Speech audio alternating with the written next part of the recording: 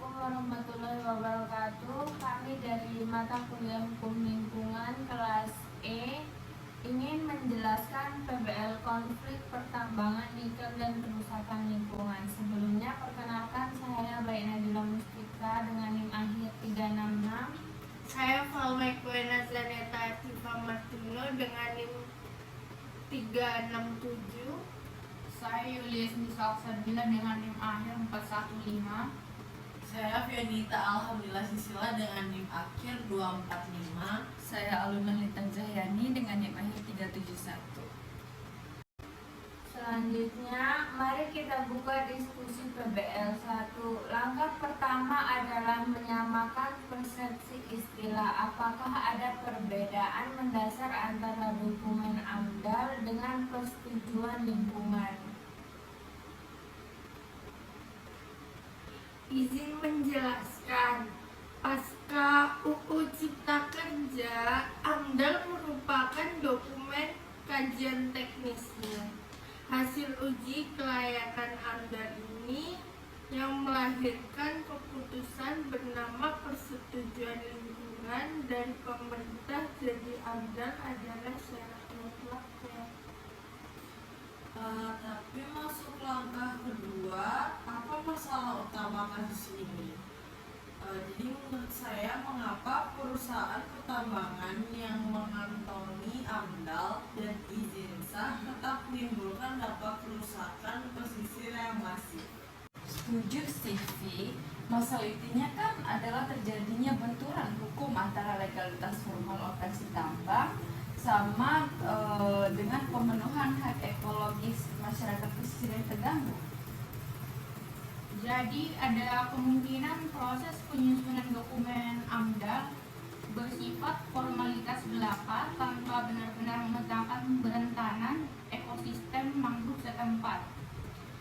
Atau instrumennya rencana pengelolaan dan pemantauan lingkungan atau EKL-RPL itu diabaikan saat operasi tambang berjalan tanpa ada pengawasan ketat dari Dinas Lingkungan Hidup.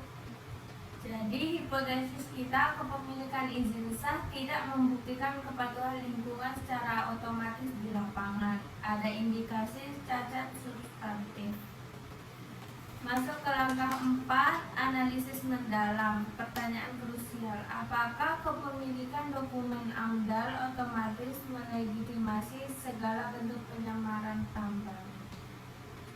Tegas saya sih tidak ya. AMDAL hanyalah instrumen kelayakan preventif. Keberadaannya tidak menghapus tanggung jawab hukum jika di lapangan nyata-nyata terjadi pencemaran air bersih, sedimentasi laut, dan kerusakan mangrove. Nah, benar. Berdasarkan prinsip hukum administrasi, jika instrumen pengendalian lingkungan tidak dijalankan sesuai dokumen, maka izin usahanya atau IUP kehilangan dasar legitimasi moral dan hukumnya. Oke, jadi mari kita bedah di asas pertamanya, sustainable development. Dilanggar karena ekosistem pesisir dihancurkan demi profit nikel.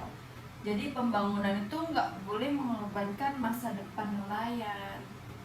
Kedua, ada asas kehati-hatian, karena pesisir Indonesia Timur itu sangat rentan jika ada ketidakpastian dampak buruk tambang terhadap mangrove. Kegiatan tambang wajib dibatasi atau dilarang sejak awal. Jadi ketiga ini polluter pays principle atau pencemar membayar, yang dimana perusahaan wajib memikul seluruh biaya pemulihan ekosistem laut yang tercemar, sedimentasi, dan memberikan ganti rugi nyata bagi nelayan. Artinya beban finansial pemulihan ekologi harus diletakkan penuh di pundak korporasi, bukan dibebankan pada kas negara ataupun masyarakat pesisir. Oh, gitu-gitu ya. Jadi bentuk tanggung jawab hukum korporasinya, pemerintah berwenang menjatuhkan sanksi paksaan pemerintah berupa penghentian sementara kegiatan tambang, pembekuan izin, hingga pencabutan IUP jika terbukti melanggar parameter buku mutu air laut.